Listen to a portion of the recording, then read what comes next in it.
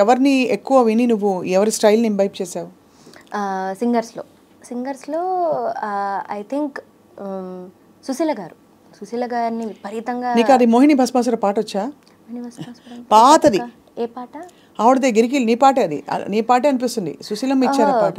తీయనైన ఊయల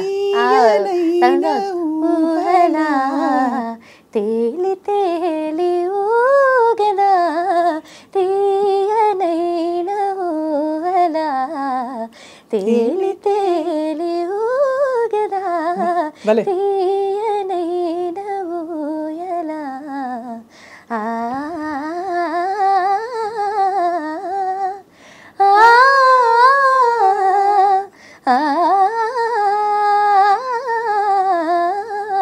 భలే.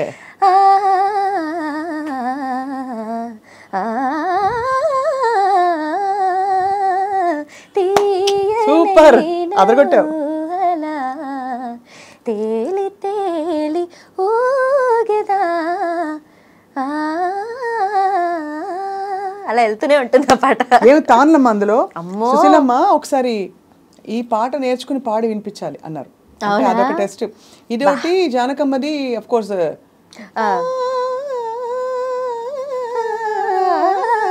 అదొకటి కాకుండా శివ శివ కన్నడ అది కూడా పాడేసి ఉంటాను. అది అలా అలా అలా నేర్చుకున్నాను. తీయనైన ఊహలో బాగా వినేదాన్ని చిన్నప్పుడు. చాలా ఇష్టం. అంటే టేస్ట్ అంటే అంత పాత పాట ఇంత బుజ్జి తల్లికి ఎలా వచ్చింది కానీ మొత్తానికి అలా వచ్చింది అనమాట. ఇంట్లో ఇంకెవరెవరు పాడతారు? అమ్మ వల్లే పాత పాటలు అలవాటు అయ్యాయి నాకు. ఏం పాటలు పాడేవారు ఎక్కువ? చిన్నప్పుడు ఏం చేసేవారంటే నేను లేచిన వెంటనే 5ంటికి 6ంటికి లేపి నన్ను ఏం లేదు స్నానం చేసి స్కూల్కి వెళ్ళే గ్యాప్లో ప్రాక్టీస్ ఇవన్నీ పక్కన పెడితే ఒక సీడీ ఉండేది, 4 సీడీలు ఉండేవి. సుశీల గారివి, జానక్ గారివి హిట్స్. ఆ హిట్స్లో కూడా మళ్ళీ అన్నీ మనకు తెలిసిన వస్తాడు నారాజు టైప్ కాదు, కొంచెం రేర్ హిట్స్ అవన్నీ. ఆ రేర్ హిట్స్ అన్నీ నాకు కూర్చుని ఫస్ట్లో నాకు నచ్చేది కాదు. ఫస్ట్లో నాకు ఎలా ఉండదంటే నేను కొత్త పాటలు వింటాను అనేదాన్ని అనమాట. తర్వాత లేదు ఇవి విని ఇవి ప్రాక్టీస్ చేయని చెప్పి నాకు రోజు పొద్దున సీడీ పెట్టి వినిపించేవారు. సో అమ్మ నాకు చిన్నప్పుడు నాకు తెలిసి ఇంకా ఊహ కూడా సరిగ్గా రాని టైంలో నాకు లలిత సంగీతం పాటలు నేర్పించేవారు. ఏ పాట? నాకు తెలిసిన పాటలు ఉంటాయి. ఒక పాట ఓహో వసంతమా నవమోహన జీవన వికాసమా భావుక పులకిత రుదంతమా సుమభావ పరిమళ విలాసమా ఓహో వసంతమా ఇదొక పాట. తర్వాత వదినకు ఒక్కసారి బిందెకు బిగుసరి బంగారు జడ కుచ్చుల మావదిన ఆహ బంగారు జడ కుచ్చుల మావదిన అని ఒక పాట ఉండేది. ఇలాంటివి చాలా చాలా టైంలో పెళ్లి పాటలు ఈ తర్వాత తర్వాత అమ్మ దొంగ ఇవన్నీ నేర్పించేది అనమాట నాకు చిన్నప్పుడు. ఫస్ట్ నాకు 3 ఏళ్లకే నాకు హనుమాన్ చాలీసా నోటికి వచ్చేలాగా నాకు 2:30 నుంచే చెప్తూ ఉండేది మా అమ్మ. సో 3:30కి నోటికి వచ్చేసేది నాకు హనుమాన్ చాలీసా. అలా అమ్మ పాపం చాలా పాత పాటలు, విపరీతంగా పాత పాటలు వినేది. తర్వాత అంటే ఎవరికి తెలియని మీకు తెలిసి ఉంటాయి. వినుము చెలి తెలిపెదని పరమ రహస్యం అది మరి ఎవరు తెలియని మధుర రహస్యం హృదయములు నయనములు ఏకమాయనే మా ఇరువురికి భేదమింక లేకపోయినే.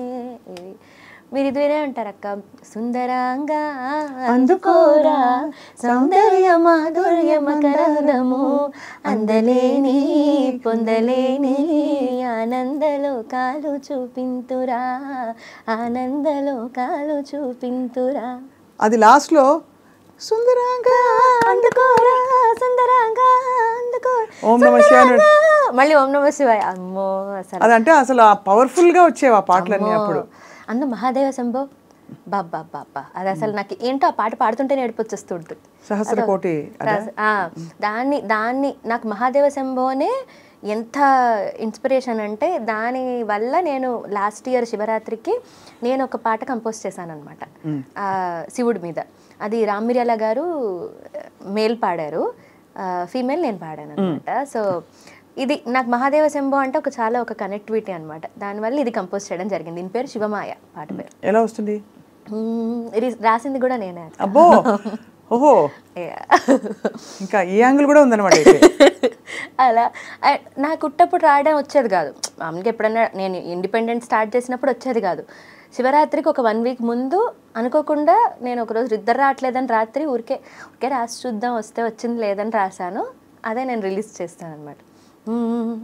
శివుని ఆనలేనిదే శివైనా కుట్టదు, శివుని ఆనలేనిదే శివైనా కుట్టదు, శివమాయలో పడి శివ గుట్టిన తెలియదు, శివుని ఆనలేనిదే శివైనా కుట్టదు. భోళా శంకరుడంటారని బోళ్ళెడు కోర్కెలు చదువుతాము, బోళా శంకరుడంటారని బోళ్ళెడు కోర్కెలు చదువుతాము, భోగాలు గీగాలు బోడిదని భోగాలు గీగాలు బూడిదని తెలిసేలోపే భూగోళం ఇడిసేస్తాము, శివుని ఆనలేనిదే శివైనా కుట్టదు. అసలు పాటైనా పుట్టదు, శివుని నిజంగానే కుట్టదు కాదు, పుట్టదు. శివుని ఆజ్ఞతోనే ఈ పాట కూడా వచ్చిందని అనుకోవాలి అంత. So I think best thing ఏంటంటే సాహితీ యూర్ ఎక్స్ప్లోరింగ్, ఇంకా మంచి మంచి పాటలు రాయాలి, ఇంకా కొత్త కోణాలు వస్తాయేమో అని వెతుకుంటున్నావు నువ్వే. అవునక్క, యా. అంటే to stay independent irrespective of anything మన మ్యూజిక్తో టచ్లో ఉండాలి అని, అంతే. అది సాహితీ పెళ్ళి ఎప్పుడు? ఒక 2-3 ఏళ్ళే. మా ఇంట్లో వాళ్ళు చూస్తే 2-3 ఏళ్ళ అంటారు. 2-3 ఏళ్ళేమో అక్క మోస్ట్లీ. అంటే 2-3 ఏళ్ళాక ఏమవుతుందని అనుకుంటున్నావు? అంటే అప్పుడు చూడమంటారు, అప్పుడు చూద్దాం. పోనీ 2 ఏళ్లలో చూడమంటారు, 3 ఏళ్ళలో చేసుకుంటా, అంతే అంటావు. పోన్లే ఇప్పుడు హాయిగా పాడుకో. అందుకే భద్రం బీ కేర్ఫుల్ బ్రదర్. అంతే, కరెక్ట్. ఎంత కాదన్నా ఒక్కసారి పెళ్ళైందంటే అఫ్ కోర్స్ దాని బ్యూటీ దాందే, కాదనట్లేదు. కానీ నేను అనుకున్నవన్నీ కొన్నన్నా చేసాక దాంట్లోకి వెళ్ళాలని, అంతే. వస్తాడు నీ రాజు రోజు, అంతే. ఈలోపు వచ్చాడు అనుకోండి, ఇది క్యాన్సిల్. ఎవరో వినేసారు చూసుకో. ఈ క్వశ్చన్ నేను అడగడానికి కూడా అక్కడ ఏదో ఆజ్ఞ జరిగి ఉంటుంది. చక్కనైన తల్లికి మంచి పాటతో అద్భుతమైన మెరుపులతో జీవితం ఉండాలని కోరుకుంటున్నాం Sahithi. We wish to hear you sing a lot more. మంచి మంచి క్లాసికల్ పాట కూడా నీకు రావాలి నీ గొంతులో అని. పాడతావా, సాధన చేస్తావా? కచేరీ చేయొచ్చు కదమ్మా ఒకటి. కచేరీ ఎనీ టైం రెడీ అక్క, జస్ట్ మనోధర్మంతో స్వరాలు వేస్తావా? స్వరకల్పన అయితే ఇంకేం హ్యాపీగా. అదే ఆపర్చునిటీ. ఎవరు నీకు ఆపర్చునిటీ ఇవ్వడం ఏంటి? నువ్వే ఆపర్చునిటీ. అయ్యో